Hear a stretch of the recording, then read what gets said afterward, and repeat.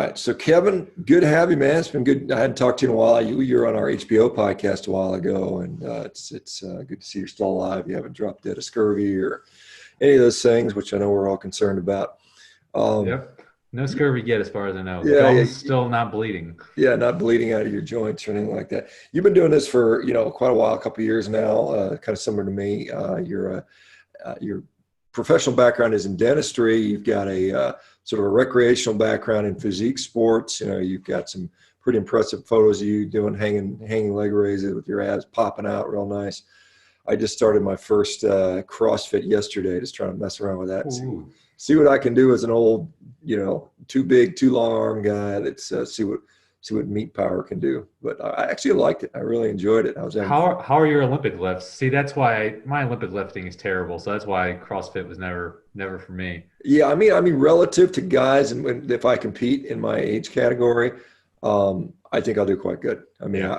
I've got Not real surprised there. yeah, I've got the strength. It's just learning. I was dropping under snatches, which I haven't done in about 10 years, and that's good to see that I can still drop in there and do fine. And it's just a matter of shoulder mobility and getting strong in the catch and that type of stuff. But I've got the strength to do it. So then it's just learning the muscle ups and the handstand. I was upside down practicing handstand stuff and first on day one. So we'll see where I get.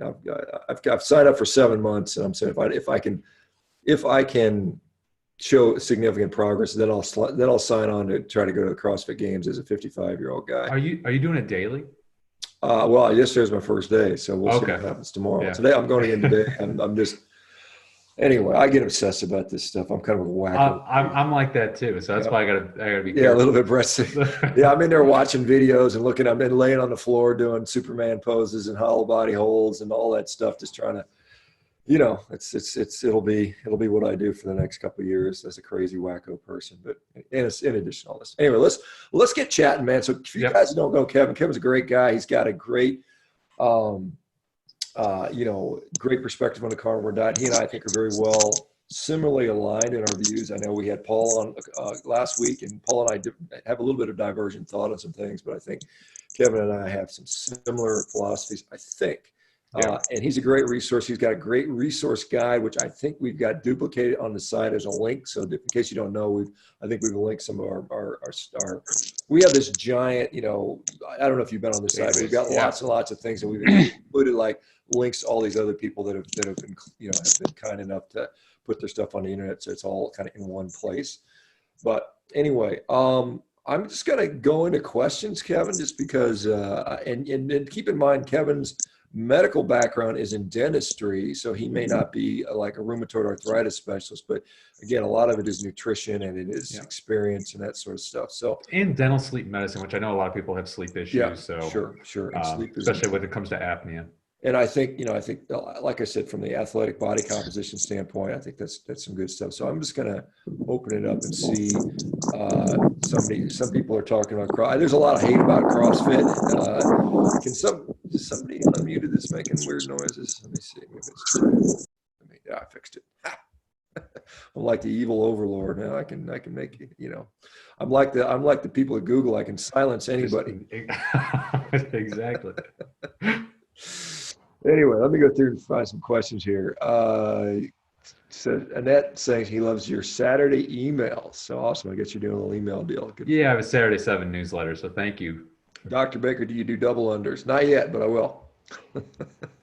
Oh, you're working on those. I can jump rope. I can do 500 regular I'm excited to see how you do, because a lot of, I'm sure you hear it too, people are all concerned about the glycolytic activity, especially CrossFit. And that's one of the reasons why I'm wanting to do it. It's just to prove another Show them wrong. Yep. Okay, so here we go. Does Kevin have any clients that dealt with uric acid kidney stones? So I don't know, Kevin, any thoughts on that? Or I've read research about kidneys and such like that, but personal clients, no. So I can't speak from personal clients' perspective there. Yeah, and so in case some of you guys don't know, most kidney stones are oxalate stones, usually calcium oxalate, but there are some uric acid oxalate hybrid stones. There are some uric acid stones that occur. So that does seem to occur from time to time. I think the general milieu for stone formation is this inflammatory background milieu anyway, typically. All right, here's a good one. That's up your alley. What is the best way to remineralize teeth and heal cavities? So this is interesting. I'm just going to put a little interject. There's a guy, his name is Remington James, and he just started the carnivore diet. Kind of another one of these fitness influencers, 500,000 followers. And he's like, man, I love it. I feel great. My shoulder pain went away. I got put on muscle. I got leaner, all the stuff we commonly see. But he said, I was developing some pain in my tooth and there was a small cavity starting to form and the pain went away, which I certainly believe. They say it feels like maybe the cavity is getting a little bit smaller. So the question is, what's the best way to remineralize teeth and heal cavities? Bone broth for calcium, minerals, and meat for protein metric. Is that even a thing? Can it happen? What are your thoughts on that? So it's a good question. And so as far as the mineral content, as far the remineralization part, you're going to have that in your saliva. So you got that part taken care of. So the big thing, there's this thing called incipient decay. So if your tooth was an apple, the outside of the apple, you have the enamel, the real hard stuff. And then underneath that, you have the dentin. And if the cavity is just in the enamel, you can still remineralize that. That's a tough word to say. And you got the minerals in your saliva. The problem is most people keep creating this acidic environment, which is precipitated by carbohydrates and bacteria. And in that environment, that cavity is not likely to reverse. If you aren't eating carbohydrates and sugar, and you're basically the pH in your mouth isn't dropping to very acidic levels all the time, you give your body the chance to basically heal that cavitation. And so, can we see it? Absolutely. Now, if the cavity has extended into the dentin, we're taught in dental school, and, I don't have any case studies saying, oh, it just stopped. I imagine it probably could, we could see it, the decay process stop. But usually, if a dentist sees decay extend into the dentin, then that's when we go ahead and go with the filling. A lot of times the dentist will, even if it's in the enamel, they're going to be like, let's just go ahead and fill it, because most people are eating a diet in such a way where that small cavitation is going to turn into a larger one if it's already there. So yeah, definitely possible. And what I would do is probably what you're doing, not eat carbohydrates. I would continue to brush. I would use a fluoride toothpaste because fluoride can help strengthen that tooth structure. And yeah, you can, probably get the best oral health of your life. What's the, because you mentioned mouth pH, what's a typical salivary pH with carbs and without? I mean, has that been tested, or do we know? Yeah, so I mean, one of the things a question I get a lot is about, what about carbonated drinks? And so some of the carbonated drinks will have a pH of 4, 5, even 6, so like slightly on the acidic side, with 7 being kind of like a baseline average. And so we do see sometimes, with these carbonated drinks, you can see some demineralization of the enamel. And so it can have some negative consequences as far as your dental health. So, I tell people to be aware of those. But, for example, like, the average pH is probably in that 6 to 7 ballpark. So when you say carbonated drinks, that includes these no-calorie, sugar-free, Zevias, and what about just like mineral sparkling water and that type of stuff? Same thing. What's interesting is, so that they actually have done research on this, and they pH test them, and you get amazing spectrum of different acidity levels. So one carbonated water, I'm talking just carbonated water, basically, was significantly different than another, but significantly different than another. So I mean, there's certain brands, I don't drink it personally, so I don't know them off the top of my head, that are known to be less acidic than others. So, I mean, the important thing here, and it's kind of the important thing with, like, if someone's eating carbs as well, is it's not only, duration is important. So if you're sipping on that carbonated drink all day long, you can have an acidic environment for hours and hours and hours, versus if you just chug it, you'll get a drop in the pH and then it'll recover in a shorter amount of time. So you don't have a constant acidic environment. Same thing with like carbohydrates. We see, so if someone eats like a carb, I mean, the prototypical example, someone drinking soda all day long, like they're going to have basically what's going to look like meth mouth, because not only do they have the sugar, but they also have the acidic environment, and it's just all day long, versus chugging the soda, which is actually better for your teeth in that situation. Awesome. So, and this is something that we kind of touched on our podcast earlier, in case people haven't heard, but Brooke is asking, do you notice a lot of tartar laying around in the front of the mouth? And this is, like I said, behind the front 2, 3, 4 teeth back there. Yeah.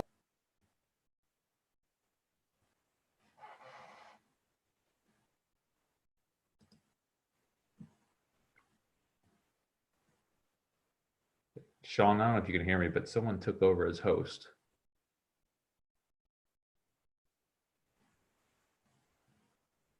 He will be back.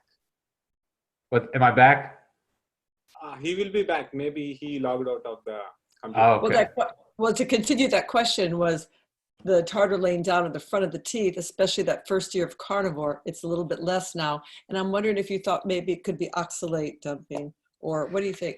I've gotten that question a lot. So basically what tartar is, for people that aren't familiar with it, it's called calculus in the dental world. It's plaque, which is basically a combination of saliva, food, and bacteria that hardens over time. So if you don't remove it, then it'll harden up, turn into plaque. And one thing that can exacerbate it early on in the carnivore diet is dry mouth.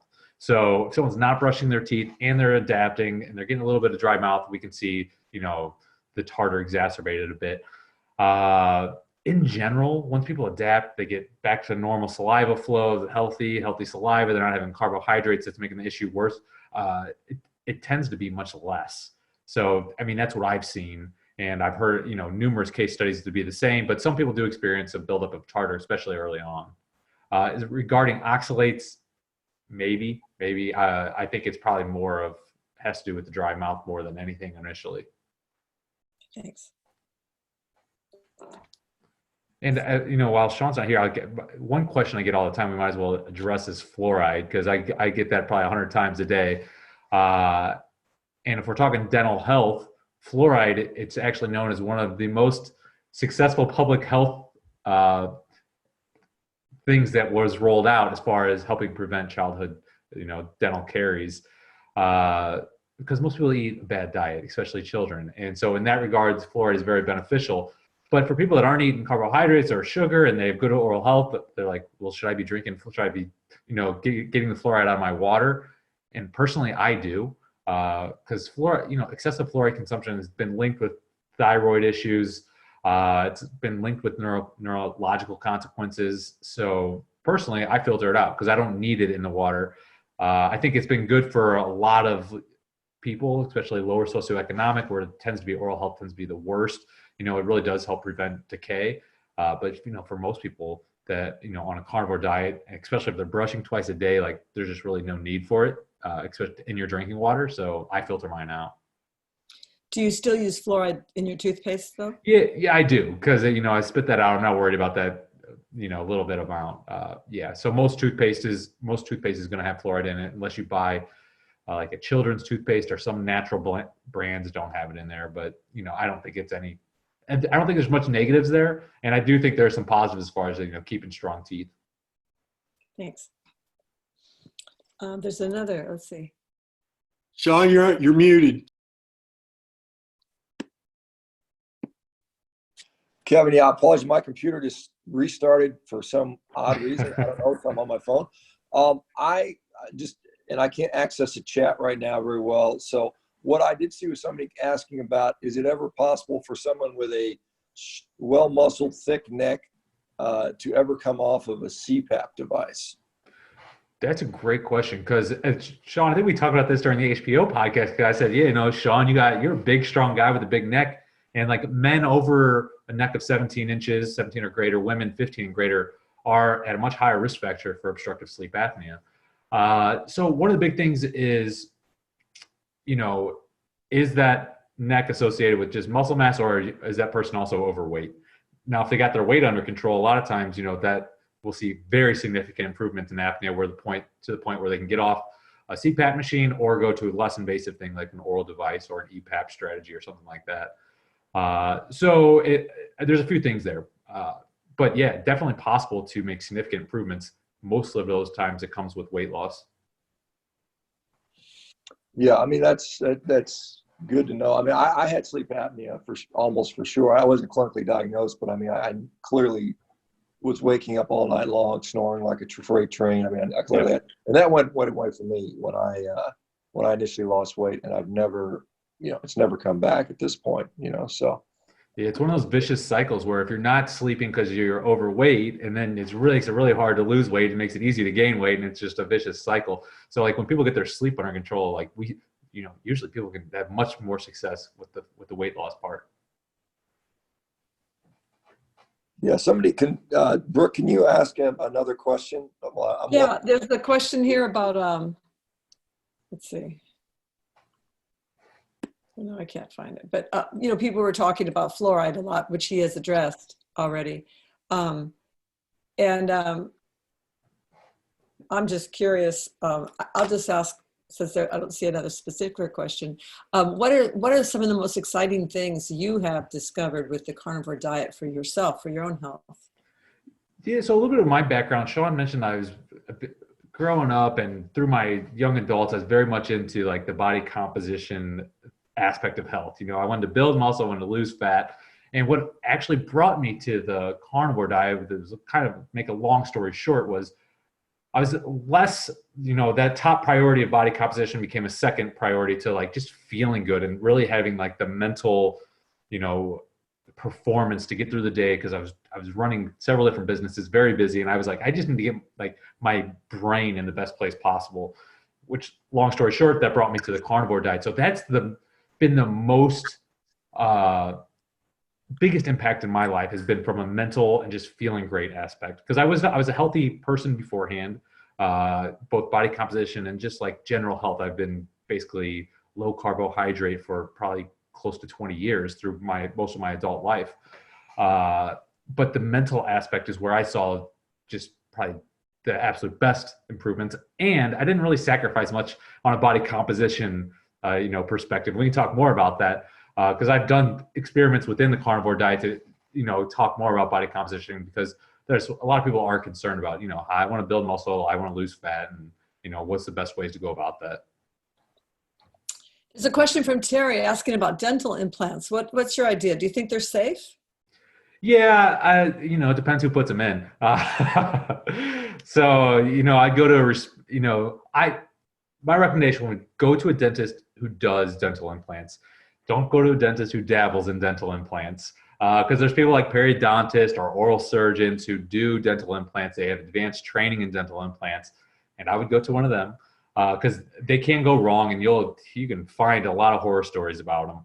But I think if they're done properly and with a healthy patient that has healthy bone levels, you can get success with dental implants for sure. They're not necessarily the cheapest thing in the world, but I think they can be good. Hey, Kevin, somebody's asking about zirconia implants versus titanium metals in the mouth creating electrical current. I know in orthopedics, we see this when you have mixed metals, you have sort of this galvanic circuit occurring, and that can cause issues with implant stability and stuff like that. Is that an issue in dentistry as well? I would imagine maybe it is. I don't know. I actually haven't heard anything like that, but I was just talking with someone yesterday. I was like, if I had to get a crown, I would get all gold crown. Like to me, that's still no pun intended, that's still the gold standard. So if I was to get like a posterior, like back of one of your molars, I'd get a full gold crown personally. I know if you're getting something anterior with like in the front of your mouth, not necessarily the option you want. Maybe something like a PFM or zirconia crown would be something I'd go with. Someone asked, Jeff is saying, I've got a 9-year-old kid with front teeth coming in crooked. Is there something we should do now, or do we wait for braces later? Yeah, he said 9 years old? 9 years old.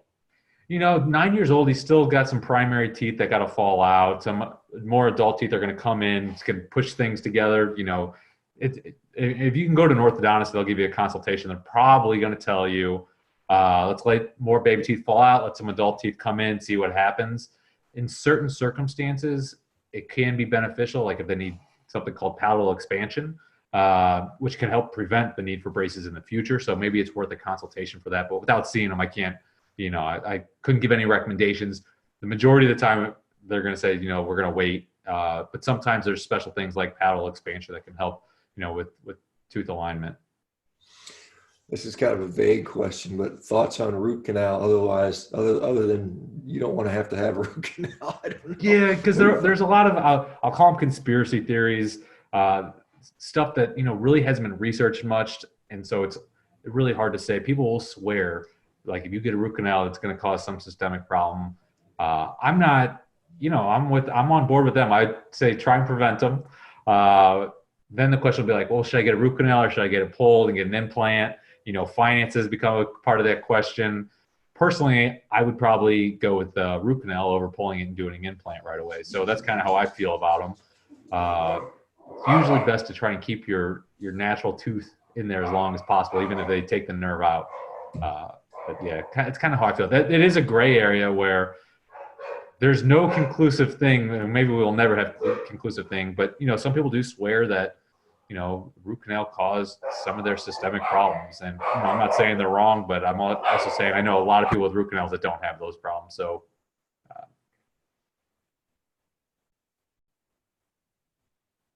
I'm in between dog barks here. Somebody's yeah, asking Maximus. somebody's asking me about a good whitening technique. Is it all? Well, I mean, what do you do if somebody wants white teeth? Yeah, so you got a lot of options, and if you go on the internet, I'm sure you'll find lots of like home remedies.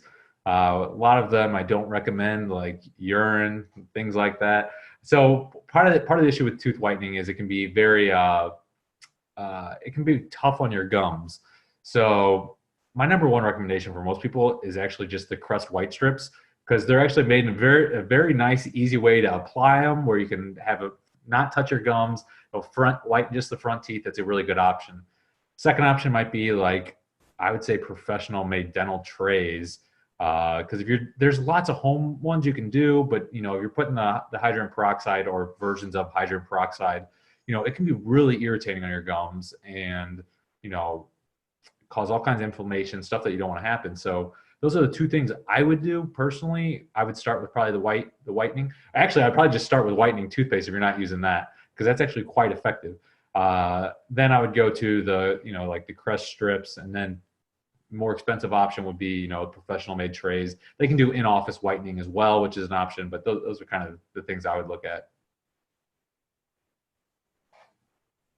So Saman was asking something about Cpap. Can I ask something about Cpap for Sean? I mean, you're certainly welcome to just type it in there. But so this is Justin says, I have an open overbite. Nothing lines up. I was told that I have to break and reset my jaw to fix it. Is that true? So when it comes to like, I'm going to assume you're talking about nothing to do with apnea, because sometimes they can move your jaw forward in a very invasive surgery that actually is an apnea treatment, basically moving your jaw forward. But if you're just talking about tooth alignment and an open bite, a lot of times these things are aesthetic. Okay, so if you don't like the way your teeth look, then yeah, maybe that diagnosis was true. But even like when it comes to orthodontics, with the earlier question, it's almost always a question of aesthetics. Like, you're still going to be able to chew and eat. Your teeth may not come together perfectly, but you have to ask yourself, it's not necessarily the worst thing in the world. People with no teeth can eat. So like, it's pretty amazing. But you can watch someone that has dentures, even without, take the dentures out, they can still eat like corn off the cob. It's unbelievable. So a lot of times it's a question of like necessity versus, do you want to have perfect occlusion or, perfectly white, straight teeth alignment? It's that versus necessity. And there's all big time financial decisions that come into play with all that. Hey, Kevin, let's talk a little bit about, weight loss, body composition, those types of things. Yep. Until somebody else brings a question in here. Damn it. Am I still there? Can you guys hear me? Yeah, I can hear you. Your picture's frozen, but I can hear you. Yeah, okay. My computer is being very, very odd today. It certainly looks like it's getting ready. It says not responding on Zoom. So let's talk.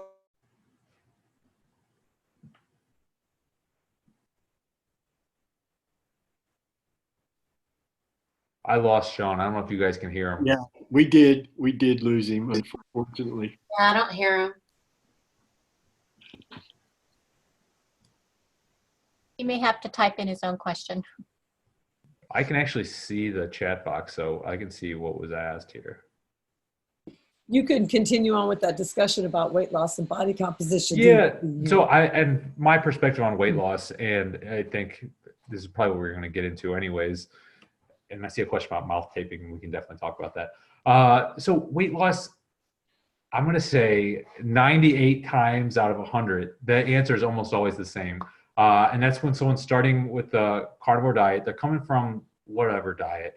And I use this vague term, but it's let's get healthy first. Because a lot of times when it comes to weight loss, it's a problem with insulin resistance. And so our goal is to get insulin sensitive. And if you're doing a carnivore diet, meaning you're basically eliminating carbohydrates, one of the things that you're going to automatically start to improve your insulin sensitivity.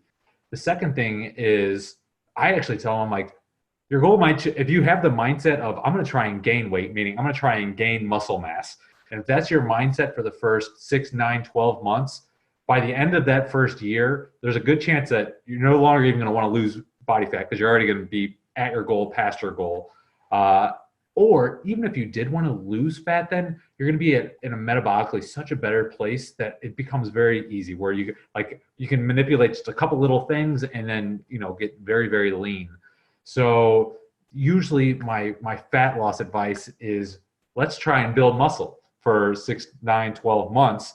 And if you need more fat loss at the end of that, then we'll get there. But during this, I'll call it transition 6, 9, 12 months, like, you're improving your insulin sensitivity, you're improving your relationship with food, you're improving your appetite, hormone signaling, like all these things that are healing that were more than likely dysregulated is going to make fat loss much more of a long-term success versus like a short-term diet. I tell people, like, look, if you want a short-term diet, I can tell you how to do it.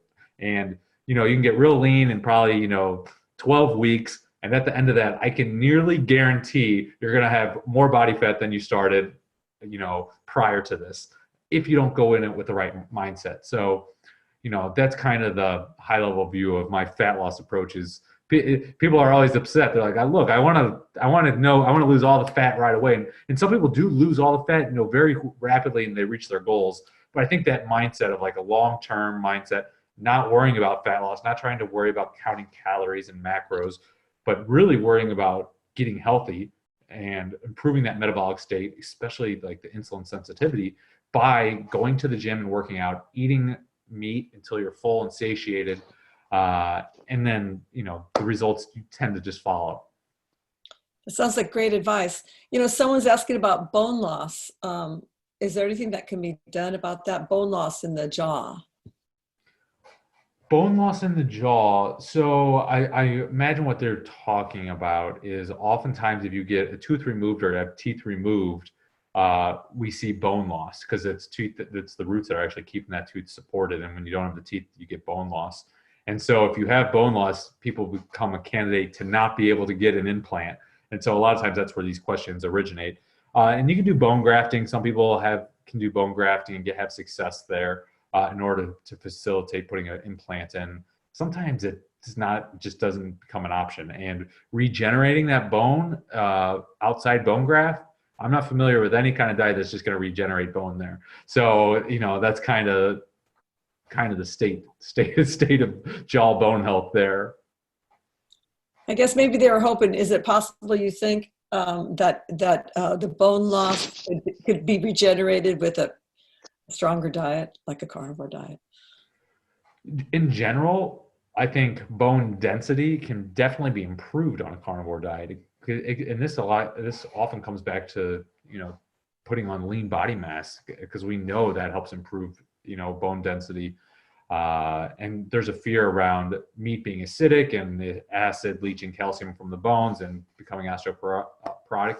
But, I actually just posted up something on this recently, and it's like, just really unfound fear. One of the reasons why people probably already know this, I'm probably just preaching to the choir, but when we don't eat carbohydrates, we see 300 to 400% increase in calcium absorption from the gut. So a lot of these fears are unfounded. And what we see is, like, when people get strong and healthy, like, their bone density goes up with it. Do you think the carnivore diet can help with gum recession? Have you seen that in clients? That's a good question. Yeah, so I absolutely think it will, because the gum recession is often secondary to inflammation, and that inflammation is often caused from this bacterial environment and the presence of carbohydrates that's resulting in inflamed gums. So when you get rid of the carbs and the sugar, and especially if you are brushing your teeth, you're creating an environment where you're not going to have inflammation in your gums, and so you're not going to see recession. As far as recession and, not only stopping it but regenerating it, it's not something we see often in the dental field. But I think my hypothesis that we will have case studies of that, I'm sure.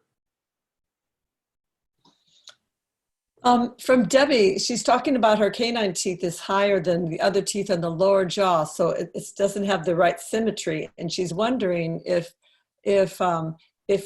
having it ground down would be something that you would recommend to make a tighter occlusion. I think she's speaking of. The tooth gets all the brunt if I grind, and so she's been on a night guard, and she's wondering if you would recommend getting that ground down. So is she grinding her teeth? Is that the concern more than yes, than the occlusion? Yes, and that canine is getting loose because it's taking the brunt of that. Oh, interesting.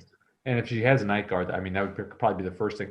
One of the things that's worth mentioning here is often grinding is the symptom of some other underlying issue. So for example, people with obstructive sleep apnea often grind their teeth, and it's a body's mechanism of, so when you have sleep apnea, you're basically suffocating at night and your body wants to wake itself up, and then you start suffocating and body wake itself up. Grinding is one of the mechanisms where the body will arouse itself so it can take that breath of air before you go back to sleep. So one of the things with people with grinding, I always like, okay, let's try to understand why you're grinding first. But the short answer to her question would be, if that tooth is like the out of occlusion and that is the main part that's being ground and the night guard isn't helping, potentially, reshaping that through, some either, they can do a crown, they can do various things to reshape that tooth, could be a beneficial thing. Okay, thank you. Someone's asking about brushing their teeth many, many times a day.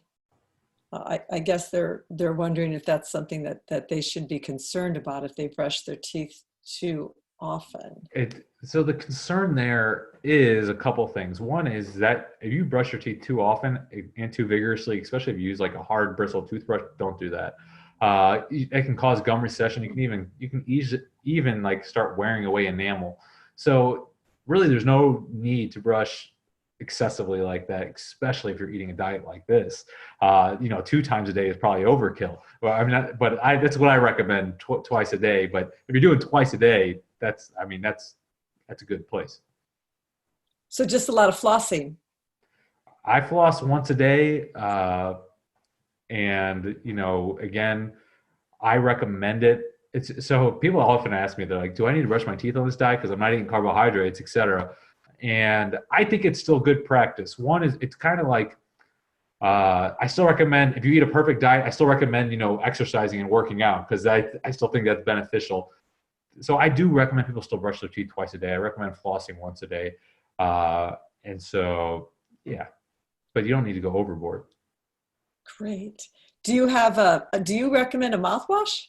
I don't think it's necessary. If it's more for like breath reasons, I would go with like alcohol-free ones.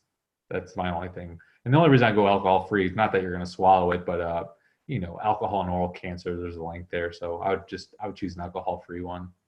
There's a Crest Pro Health alcohol-free mouthwash that I like. It's also had whitening in it, so that's another option people could have with the whitening. What do you think about using hydrogen peroxide and baking soda on the teeth? Do you think that's too rough, or? Well, it'll absolutely help whiten your teeth, but it can be, like I was mentioning earlier, it can be quite abrasive on the gums, and so, I personally wouldn't do it. Or baking soda. Yeah, that as well. Yeah. Okay. Someone here is asking about whether you recommend, if you have a toothbrush that you recommend. I do recommend a soft bristled toothbrush, and I think electric toothbrushes are fantastic. So they're quite inexpensive today. You can get a $20-$40 electric toothbrush, and they are phenomenal. The one I was given in dental school, my first year of dental school, I used it for over 10 years. And like the return on investment on that toothbrush is quite good. Yeah, I love electric toothbrush. There's all kinds of good ones. I use Oral-B, which I like a lot. Great. I see Dr. Baker's back online, so take it over, Sean. Sean's probably got. Yeah, thanks. I've been having, unfortunately, computer issues this morning. I don't know what the heck is the deal here. Somebody's asked about mouthwash. Is it good? Is it bad? Listerine, some sort of. Yeah, we touched on that. So, yeah. Okay, you did already. Okay, I missed the part. I did see someone mention like protein grams per day in the chat. Yeah, we can talk on that. I mean, you're probably aligned with, And that's what I was saying. I'm not a big counter of macros at all or anything like that.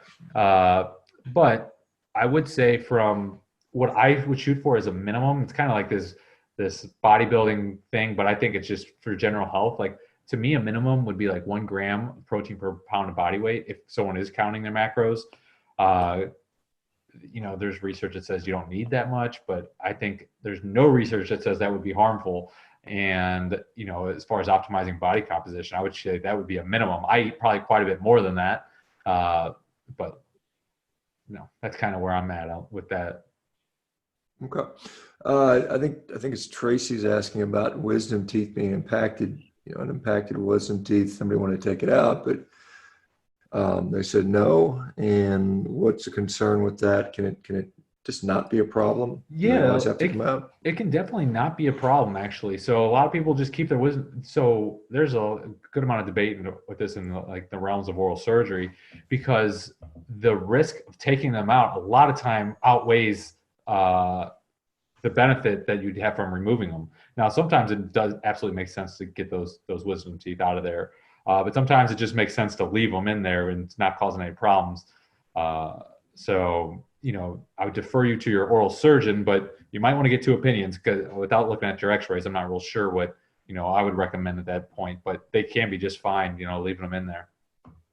What was the, just to clarify, why do we have wisdom teeth? Is it because our jaws got too small? Is that what's happened? We have them because, humans, as we know, are primates, and we have 32 teeth. But the reason that they don't fit, I think, is one of a nutritional issue, for sure. I think, we're the only animal that teeth don't fit into its own head. Like, that's not a normal circumstance. And now that's the rule, not the exception. I had my wisdom teeth taken out. And I do think it has to do with, our mandibles are undergrown. And I do think it's probably, generations of poor nutrition that has led to this.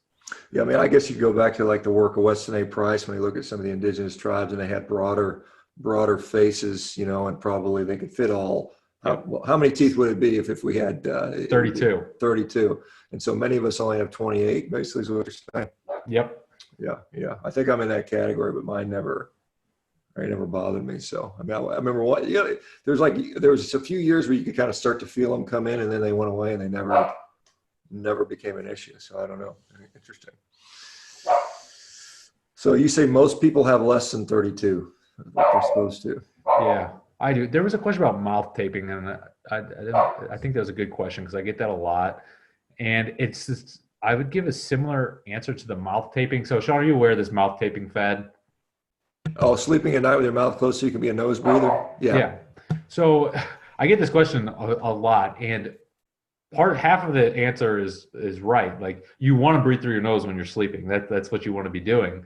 But it's interesting that this mouth taping has become so prevalent, because people don't ask the question, why are you breathing out of your mouth?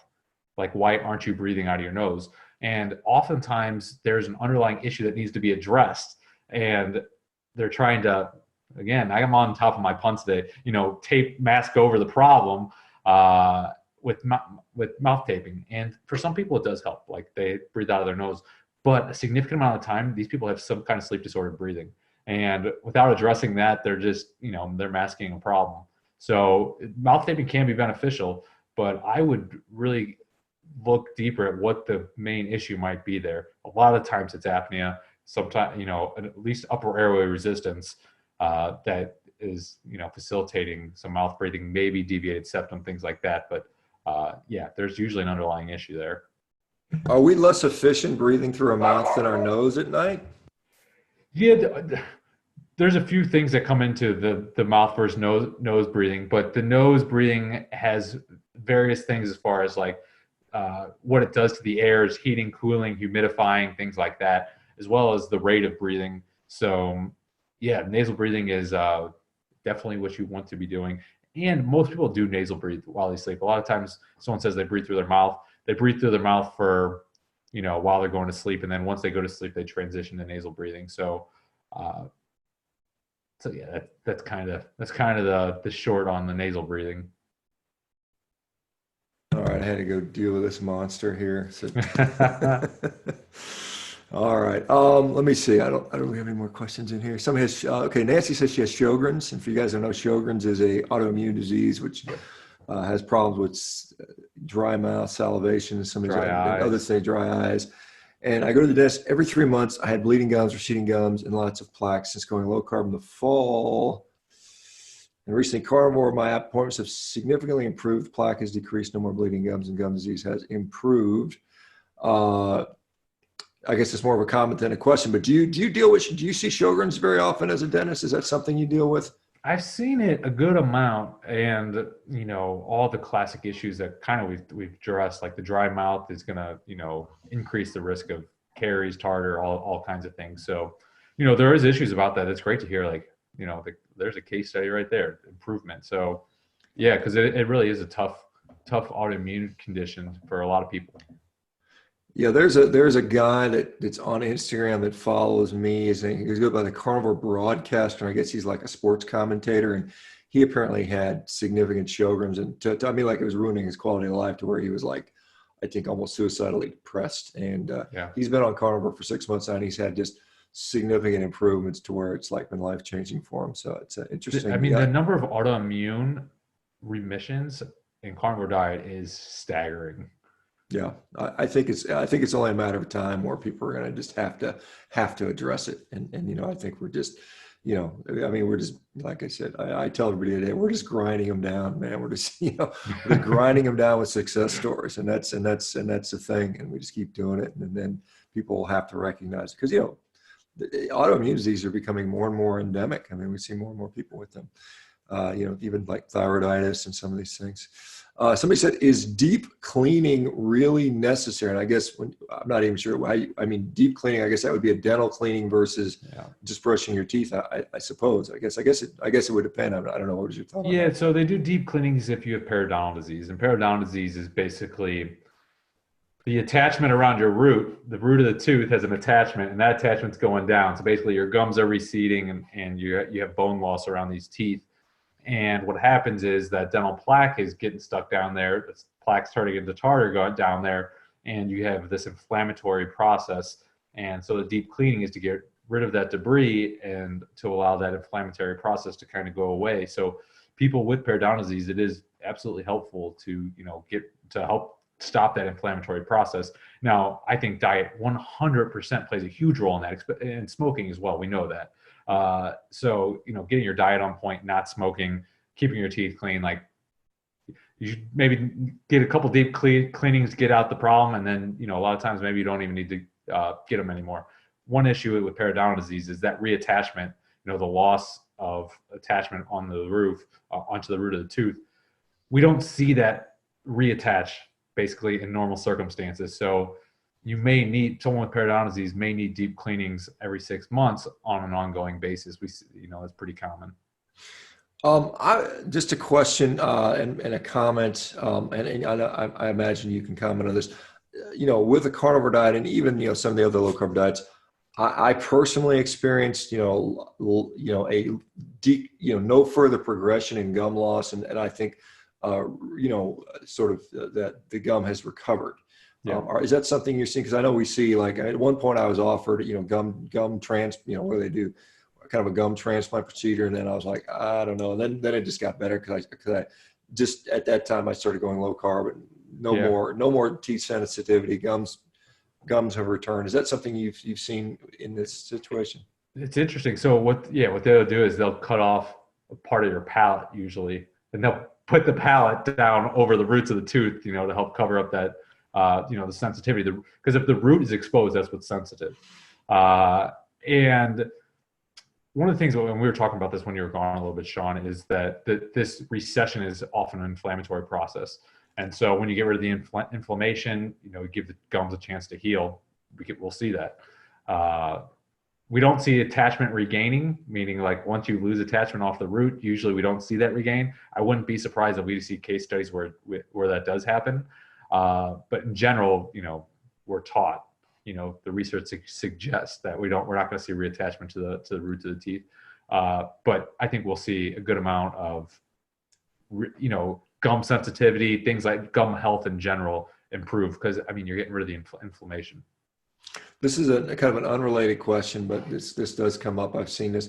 People that have gastroesophageal reflux disease, is there any dental implications to that? Because you talk about acidic environment. Obviously, Absolutely. you're bringing acid up into your mouth, and so what are the implications of GERD on dental health? Absolutely. It'll destroy your teeth, just kind of like bulimia. Like a dentist knows if your patient's bulimic right away. We just look at the inside of your teeth and like it's just acid eroded. Yeah, absolutely. GERD is going to have negative consequences on your teeth because you're basically burping up acid. Yeah. Okay. That obviously makes sense. Some people are talking about oxalate dumping, so that is commenting in the comments. So let's see if we've got any other specific questions for. I think you already talked about this. Somebody said, "Do you support root canal versus pulling teeth and putting an implant?" And I think that you kind of already addressed that. I think I'd keep my original tooth. If I had the option right now, it's what I would choose. Okay. Let's see. And water picks, I think they can. Water picks can be fine. I don't think they're necessary. I don't use one, but it could be fine. Someone with periodontal disease, I think it could be real good to help clean underneath those gums that are really tough to reach. All right. So just tell me about, I guess you said you have a weekly Saturday email, somebody comment. What's the story on that?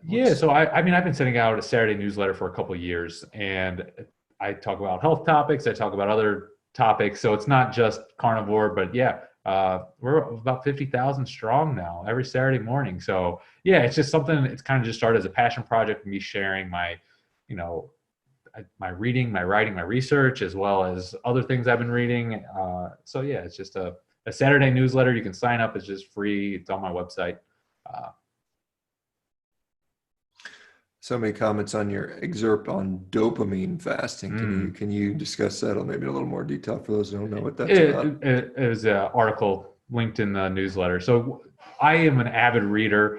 And so when I find stuff that I think is worth sharing to people, I'll share it in the newsletter. And it'll be things like dopamine fasting, which, we live in a dopamine driven world. And when you can kind of set that aside for a little bit, there's interesting side effects, positive ones. All right. Let's see if anybody's got anything else. What have you sort of, I know, like I said, I think we talked about I don't know how long ago we did the podcast, 6 months ago. Yeah, we did one more. We did one with your book recently too. Oh, that's right. I forgot about that. Yeah, I've done so many. I forget how many I do. I've got another one today at some point. But somebody's asking, what does your current diet look like? And I guess this is something, and I think this is just an interesting topic about people that have done this for years. You either fall into a particular pattern or you branch out a little bit and you find out what works for you. Where are you at right now with regard to diet? Yeah, it's a good question, because I've done over the last 3 years a number of experiments within the carnivore diet, so to speak. I did 6 months of just muscle meat, beef, and water. I did more of a nose to tail approach. I did a bulking approach. I did a cutting approach. Like in a maintenance approach is like what I'm doing now. I just eat 90% of my diet is beef, muscle meat. I'll eat chicken and pork here and there. I'll eat seafood when it's on sale. I eat eggs here and there, but mostly beef. I don't count macros. I don't count how much I eat, but I know ballparks. Like I know I eat about 3 to 3.5 pounds of meat a day. I know I eat leaner than most probably carnivores, but not super lean. Like I ate a ribeye with all its fat this morning. So like pretty standard, but I eat a lot of sirloin tip roast because those go on sale where I live for $4 a pound. And I just stock up because I think it's the best buy I can get for the taste quality. So I eat a lot of sirloin tip roast. I cook pretty rare. So basically how I cook almost everything is on a stovetop with a quick sear on each side. So it's not raw, but someone looks at it, they say, well, that's the rare to raw side of things, but I do like to sear things up. not just eat it cold and raw. Yeah, So that's pretty standard. Yeah, I mean, I couldn't do the cold and raw, and I think that looks pretty similar to my diet currently, quite honestly. I mean, I think that's a pretty easy place to be. Well, I mean, I know because you said 6 months of muscle meat, 6 months of nose to tail. Any differences in the two? I mean, positive, negative? Because I mean, there's a lot of, sort of, I guess, a little bit of controversy about that. Yeah, there is controversy, and I actually talked with Dr. Paul Saladino last week with his book launch. I had him on the podcast and we talked about it, and I felt great on both. So it's like, okay, like I couldn't really conclude anything really, at least from anecdotal, personal, subjective perspectives. I don't think there's risk. I don't think the risks that are brought up from the nose to tail side of the argument are, at least they're hypothetical, and that's fine to have a hypothesis to be like, maybe you're not getting as much calcium as you should. I don't know, whatever the thing might be. But if we don't see that, and I don't have, my bone density looks great. My serum calcium is great. And especially not just me. Like, I've only done it 3 years. There's people who've done it 20 years, and if they're not having issues with that, then to say that you have to eat that way, to me, is, of course, like that's to me, that's on the same side as people saying you have to eat plants. Okay, well, we've now shown you don't have to eat any plant-based food, right? There's a whole army of us that don't. So I'm not in the camp that says you have to eat nose to tail. Like, I really don't. I'll eat some liver here and there because I don't mind it, but that's probably the only organ I eat. I'm trying to think if I eat anything else besides just, a random occurrence where someone might have something that I wouldn't eat normally. But no, basically my nose to tail would be muscle meat, beef, eggs, occasionally maybe a dozen eggs a week. And usually those are just a side, some seafood here and there. So it's not really nose to tail. It's more just like I eat different animals, I'm animal agnostic. I'll eat them all basically, but I don't try and eat the whole thing nose to tail. Like I was telling Paul, I was like, look, I haven't eaten any noses. I haven't eaten any tails. So I eat ground beef. There's probably some nose and tail in those and that, but yeah, that's kind of how I stand on it. Yeah, I tend to go look at the results rather than the theoretical beliefs. But anyway, there's Tom is asking weight loss question, fat loss question. He said they watched your 3-point cut series. Yeah. Made a lot of sense. I'm a big guy. I just did a 5-day water fast down to 280. Wondering how to proceed. I'm down to only 1.5 to 2 pounds of beef a day and maintaining going to the gym every day. Steady state cardio and weights. I want to lose 225 would be nice. Any further suggestions for this? So hopefully Tom was on when we were talking earlier. I think you had cut off, Sean, but I was kind of talking like my fat loss approach for most people. And that is, don't even think about fat loss for 6 months, 9 months, 12 months. Really, I honestly eat to satiety, fix that relationship with food, overcome the carb addictions. And let's say you've done all that, but the problem comes with this restriction because that's going to fail eventually. And so if you've done it, and the other thing was lift a weight. So usually I tell people that want to lose fat, I say, okay, let's change the focus to let's build muscle for 6 months, 9 months, 12 months, see how much weight you can gain. And usually by the end of that year, they're like, oh, I've never looked this good. That's past my fat loss goals. I'm stronger than I've ever been. We've exceeded all expectations. Sometimes at the end of that, people will be like, okay, I want to lose a little bit more fat. And then there's some things I think you can tinker with. You can eat a little bit leaner. You can decrease the amount you eat just a little bit. You can add in a little bit of cardio. But these levers, I wouldn't start pulling until after, 12 months for most people. Most people probably even need more than that because the state of their insulin resistance. And so really regaining that insulin sensitivity, which I think the best way to do that is stop eating carbs and work out. And if you do those two things, like your insulin's going to improve beyond any just restriction diet, because a lot of restriction diets, even if it's carnivore, you can lose lean body mass, and that's the last thing you want to do. In my point of view, if you want long-term success and long-term body composition that you're happy with, you really need the lean body mass to support you in that endeavor. And so restricting your food intake and doing a whole bunch of steady state cardio, I think, can be detrimental to people's long-term goals, really. Yeah, I certainly would echo pretty much that sort of stuff, and that's been, my experience. I've said over and over again to the folks here. I mean, fix your diet first, fix that inflammation, fix the relationship with food, and then I think everyone should be strength training, exercising.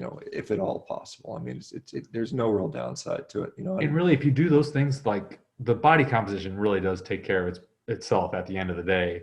And it's only the extreme cases where people want to get super lean or they want to put on super physiologic amounts of muscle where I see someone ask a question about supplements where, supplementing with carbs to build muscle in excess of what you would be able without carbs. I think there potentially is a role for that. But yeah, it's kind of. Yeah, I mean, my understanding, and I've talked with Stu Phillips and Don Lehman and these guys that are the world leading authority on muscle protein synthesis, and I mean the role carbohydrate has really probably the main role is just allowing for caloric excess, for getting in a caloric surplus. I mean, that's probably the only. I mean, there are some performance glycogen things, but I think you can make up for that with protein in many cases, particularly if you're training. If you're not training like 4 times a day, then you're probably fine. Anyway, so well, Kevin, it's been great. I've got to unfortunately run into a consultation, but this has been wonderful. Sorry about the technical difficulties. Hopefully, I think it's all been recorded. And Brooke, thank you for standing in there and taking over when the ship went down. We'll see some of you guys tomorrow. Kevin, we wish you the best, and then let people know where they can find you because you got some great stuff. Yeah, and if there was a lot of questions, I don't know if we got to them all. So if you feel free to shoot me a message. I'm on the regular platforms on Instagram, whatnot. The best place is just my newsletter, actually, the Saturday 7 newsletter. You go to my website, and if you sign up for that, you have a question, just hit reply and let me know you were on this, and I'll just answer all your questions because that's my email address, k@kevinstock.io or kevin@meat.health. Either one of those is fine. And it's been a pleasure being on here, so it's been fun. All right, guys. Take care, everybody. I'm going to shut down. You guys will see some of you tomorrow. Bye, guys. Bye-bye.